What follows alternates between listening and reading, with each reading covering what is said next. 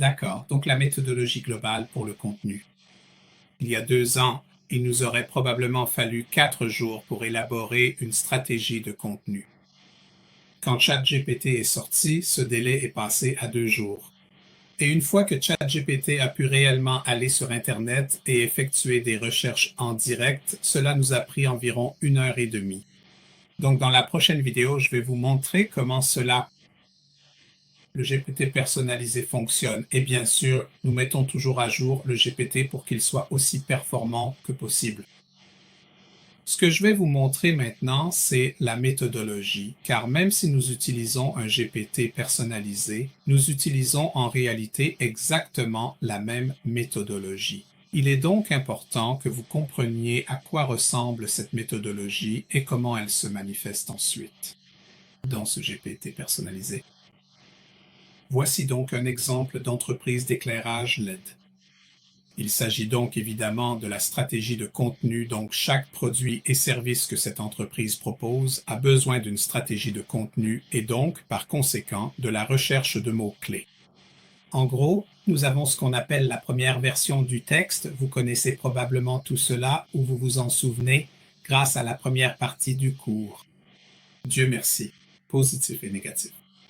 Voici donc la liste des mots-clés que nous pensons être ceux qui vont générer le bon trafic et une liste des mots-clés négatifs, ceux que nous sommes certains à 100% de ne pas utiliser. Nous avons ensuite nos données positives avec, les mots-clés positifs accompagnés des données.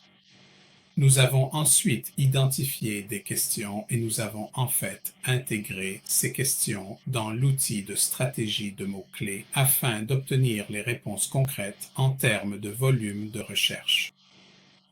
Cela nous permet de savoir exactement quelles sont les questions les plus populaires pour nos réseaux sociaux, etc.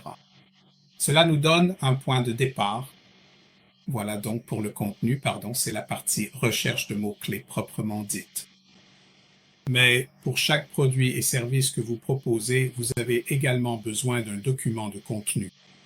Voici donc à quoi ressemblerait le document de contenu. Et si nous cliquons simplement sur celui-ci qui concerne l'ampoule collagène Floodlight, je vais maintenant agrandir considérablement ce document pour que vous puissiez vraiment le voir. Et nous allons simplement l'étirer un peu. Voici donc comment fonctionne la méthodologie. Donc, en gros, nous ciblons le mot-clé ampoule halogène floodlights. Et nous savons que ces mots-clés sont associés au terme exact ampoule halogène floodlight. Donc, si nous ciblons ampoule halogène floodlight, nous devons également cibler ces mots-clés car ils sont associés. D'accord, donc nous ne faisons pas ça au hasard. La raison pour laquelle nous savons que ces mots-clés sont en accord avec la méthodologie et qu'ils sont associés à notre recherche initiale, c'est parce que vous allez dans le deuxième onglet et, en gros, nous avons la métadescription, les titres et les URL de tous les mots-clés qui apparaissent dans la page de résultats du moteur de recherche. Cela signifie clairement que ces personnes ont déjà compris l'algorithme, ils sont déjà en haut des résultats de recherche. D'accord. Donc, en gros, ce que nous avons fait, c'est qu'en colonne B, nous avons analysé ces données pour voir quels mots-clés apparaissent réellement dans l'ensemble de ces URL. Donc, nous cherchons à obtenir les 50 meilleurs mots-clés si possible. C'est ce que nous faisons maintenant.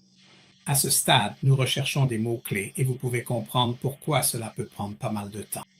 Ce que nous avons fait, c'est que nous avons pris ces mots-clés de la colonne B et nous les avons placés ici. Et c'est ainsi que nous savons que ces mots-clés sont associés.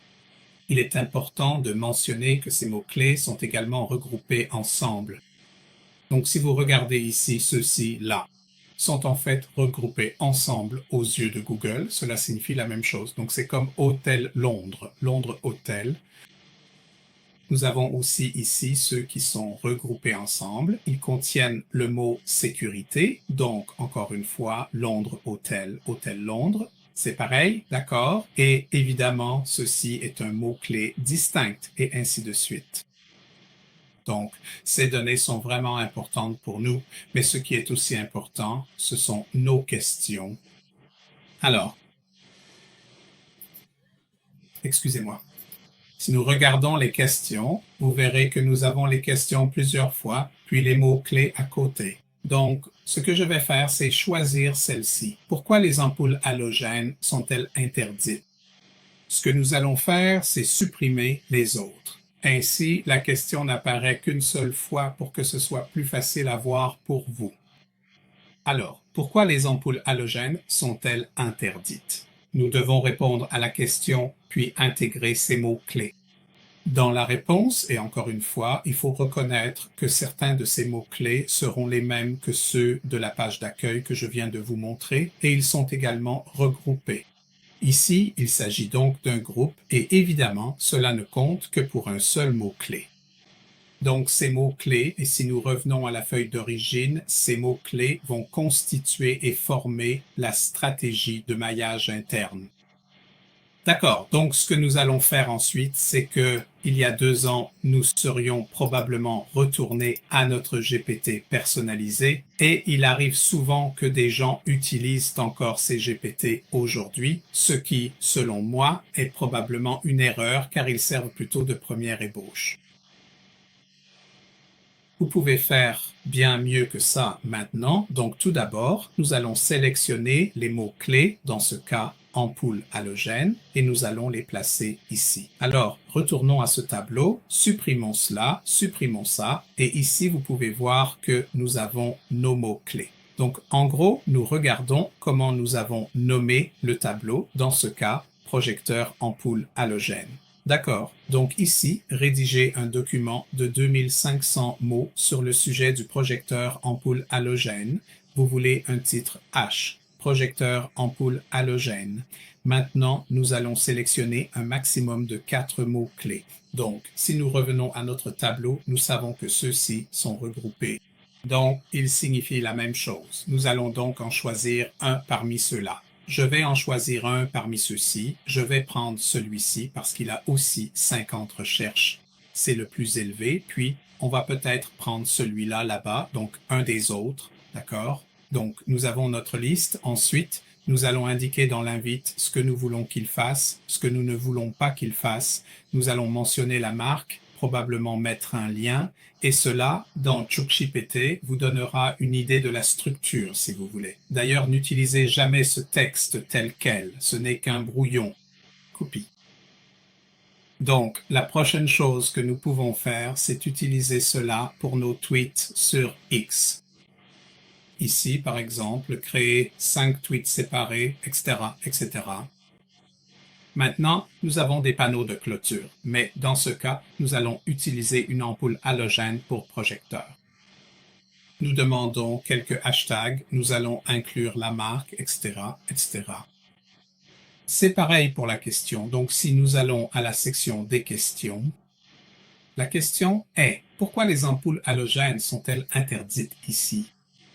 Et ensuite, nous allons sélectionner quelques mots-clés à intégrer et mentionner notre marque.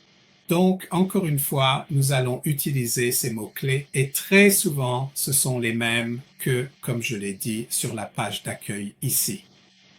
Voilà comment nous aurions élaboré notre stratégie de contenu il y a probablement un an et demi. Ce n'est vraiment plus suffisant aujourd'hui et dans la prochaine vidéo, je vais vous présenter un GPT personnalisé que nous mettons constamment à jour pour l'améliorer et qui fait en fait partie du cours. Merci.